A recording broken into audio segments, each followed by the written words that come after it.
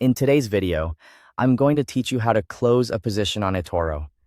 If you're ready to exit a trade and want to make sure you do it correctly, this process is simple once you know where everything is. I'll walk you through it clearly so you can close your position with confidence and double-check that the trade has actually been completed. To begin, sign into your eToro account.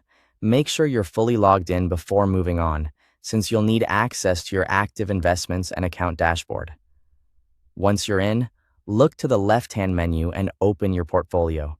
This is where eToro shows all of your current open positions, so it's the main area you'll use for managing trades. Inside your portfolio, find the asset position you want to close. Take a moment here to make sure you're selecting the correct trade, especially if you hold more than one position in the same asset. It's always worth checking carefully before making any changes, since closing a position means you're exiting that investment based on the current market price.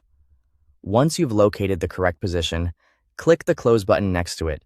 This will open the closing window, where you can review the details before confirming anything. At this stage, look over the position information carefully. You should be able to see the current value, the profit or loss, and other key details related to that trade. Reviewing this screen helps you understand exactly what the result you'll lock in when the position is closed. Next, choose how you want to close the position. If you want to exit the trade completely, select the option to close all.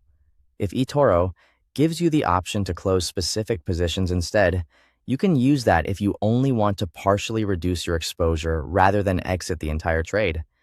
Be sure to choose the option that matches your goal before continuing. After that, confirm the closure to complete the action. Once confirmed, eToro will process the request and remove the trade from your open positions if the closure goes through successfully. Depending on market conditions, the final close value may reflect the live price at the moment the order is executed, so keep that in mind. Finally, verify that the position is closed by checking your open portfolio again. If the trade no longer appears there, that confirms it has been closed. This final check is important because it gives you peace of mind that the action was completed properly.